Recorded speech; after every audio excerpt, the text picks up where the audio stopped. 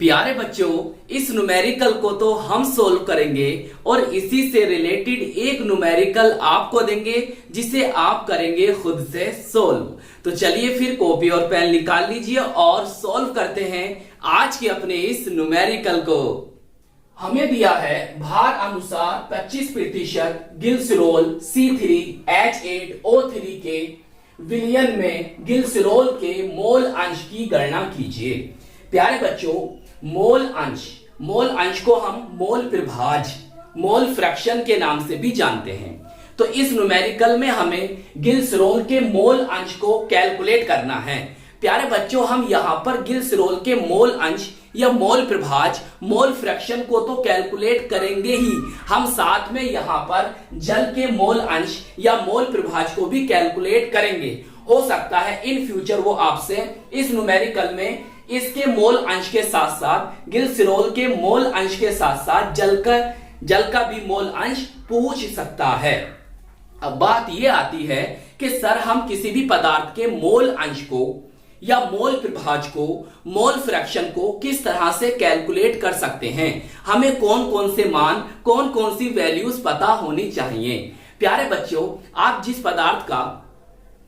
पदार्थ का मोल अंश या मोल प्रभाज कैलकुलेट करना चाहते हैं तो आपको उसके मोलों की संख्या पता होनी चाहिए। या ऐसा कह लीजिए, अगर आप विलय और विलायक का मोल अंश, मोल प्रभाज को कैलकुलेट करना चाह रहे हैं तो फिर आपको विलय और विलायक के मोलों की संख्या का पता होना जरूरी है। और अगर न्यूमेरिकल में मोलों की संख्या नहीं दे रखी है तो फिर आपको मोलों की संख्या निकालनी पड़ेगी। तो किसी भी पदार्थ के मोलों की संख्या निकालने के लिए आपको दो मान चाहिए, उस पदार्थ का भार या द्रव्यमान, और दूसरा प्यारे बच्चों, उस पदार्थ का आपको अणुभार या मोलर द्रव्यमान पता होना चाहिए। अगर ये दोनों मान आपको पता है तो आप किसी भी पदार्थ के मोलों की संख्या को आराम से निकाल सकते हैं। तो चलिए फिर शुरू करते हैं। प्यारे बच्चों, सबसे बड़ी प्रॉब्लम आपकी यहां पर यह है कि सर 25% का मतलब क्या है। यहां पर तो आपको न मोलों की संख्या पता चल रही है, न यहां आपको पदार्थ का भार पता चल रहा है, द्रव्यमान पता चल रहा है, और ना ही पदार्थ का अणुभार, मोलर द्रव्यमान पता चल रहा है।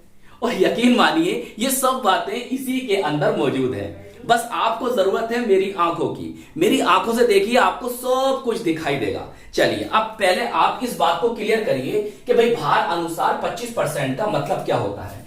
प्यारे बच्चों, हमने आपको द्रव्यमान प्रतिशत, मास परसेंटेज पर न्यूमेरिकल कराए थे, W/W प्रतिशत, याद आया? तो बस उसी का यहां पर मतलब लगाना, उसी से रिलेटेड है ये। प्यारे बच्चों, इस 25% का मतलब क्या होता है? जो ये 25 यहां पर लिखे हुए हैं, ये इसका मतलब है विलय से, सही है, ये विलय से, और ये परसेंटेज को मान लीजिए 100, सही है। और ये 25 का मतलब हो गया यहां पर 25 ग्राम, सही, और 100 यहां पर हो गया 100 ग्राम। ये कौन है? विलय है। और ये कौन है प्यारे बच्चों? विलयन है, सही है, विलयन है। जैसे आपने द्रव्यमान प्रतिशत में W/W को देखा होगा, जो ऊपर वाला W होता है ये विलय को बताता है, और जो नीचे वाला W होता है वो विलयन के भार को, विलयन के द्रव्यमान को बताता है। तो इसका मतलब हुआ कि 25 ग्राम विलय। अब यहां पर विलय कौन है? विलय है प्यारे बच्चों गिल्सरोल, और गिल्सरोल का फॉर्मूला आपको दे रखा है, उसने क्या? C3H8O3।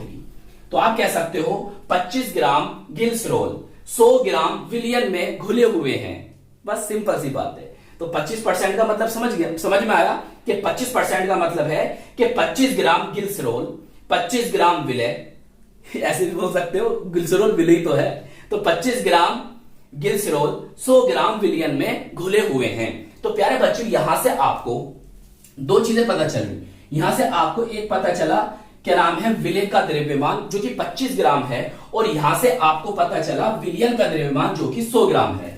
और प्यारे बच्चों, आपको इस न्यूमेरिकल में विलायक, देखो यहां पर विलायक नहीं दे रखा है, तो जब आपको किसी न्यूमेरिकल में विलायक नहीं दे रखा हो तो आप वहां पर विलायक जल H2O मान सकते हैं। तो इस न्यूमेरिकल में आपको विलायक के मोलों की संख्या निकालनी पड़ेगी, और विलायक के मोलों की संख्या जब निकालोगे तो विलायक का द्रव्यमान भी चाहिए।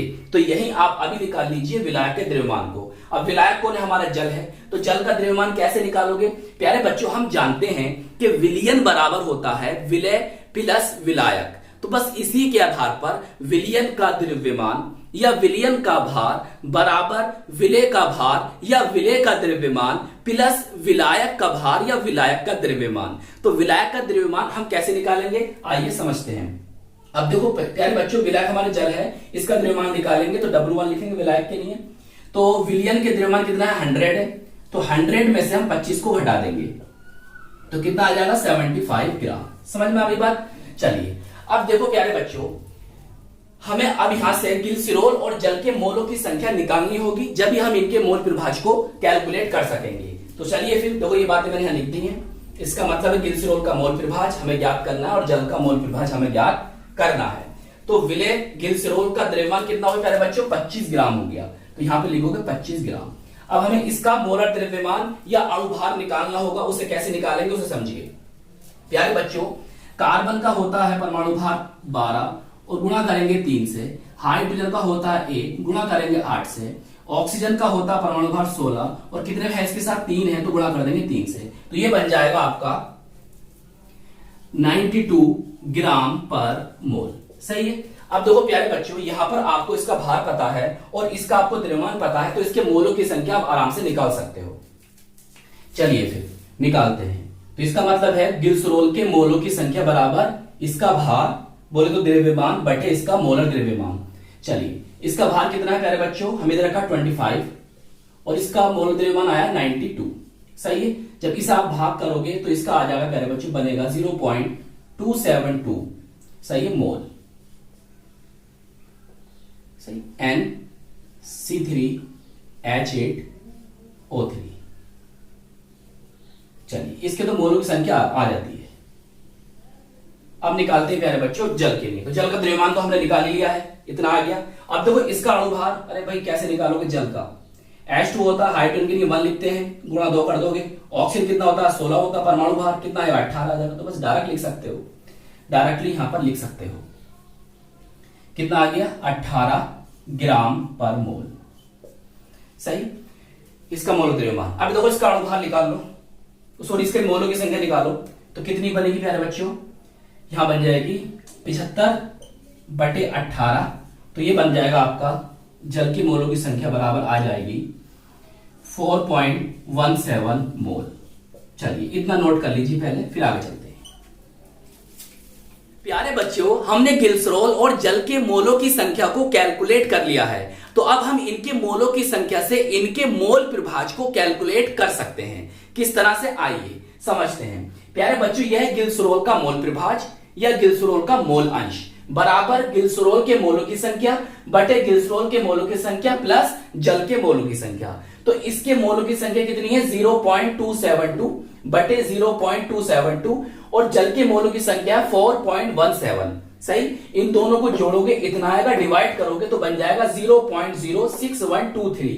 तो ये जो होगा ये गिलसिरोल के मोल अंश होगा या मोल प्रभाज होगा। अब प्यारे बच्चों, हम जल का मोल अंश या मोल प्रभाज कैसे कैलकुलेट कर सकते हैं। देखिए आपके पास दो तरीके हैं जल का मोल प्रभाज को कैलकुलेट करने के। पहला तरीका यह है कि जैसे यहां पर आपने गिलसिरोल का मोल प्रभाज निकाला है तो ऊपर इसके मोलों की संख्या को लिखा है। अगर आप जल का मोल प्रभाज निकालोगे इस तरह से तो यहां पर जल के मोलों की संख्या को लिखोगे, बाकी सब एक सा रहेगा, बस ऊपर जल के मोलों की संख्या आ जाएगी। और दूसरा सबसे आसान तरीका है कि आप क्या करें, देखिए जल का मोल प्रभाज और इस साइड में लिखना प्यार, जिसका हम मोल प्रभाज निकालते हैं उसे इस साइड में लिखते हैं, इस साइड में याद रखना। तो जल का मोल प्रभाज बराबर 1 माइनस गिलसिरोल का मोल प्रभाज। तो इसका कितना आया है, 0.06123 आया है। जब घटाओगे तो बनेगा 0.9388। तो ये होगा जल का मोल प्रभाज। और याद रखो ऊपर भी मोल हैं और नीचे भी मोल हैं, तो इसलिए याद रखो कि मोल प्रभाज या मोल अंश का कोई भी मात्रक नहीं होता है। चलिए फिर प्यारे बच्चों, अब आप इस न्यूमेरिकल को करेंगे खुद से सोल्व। अगर आपसे नहीं होगा ये न्यूमेरिकल तो आप सर्च कर लेना, मेरी इस पर आपको वीडियो मिल जाएगी।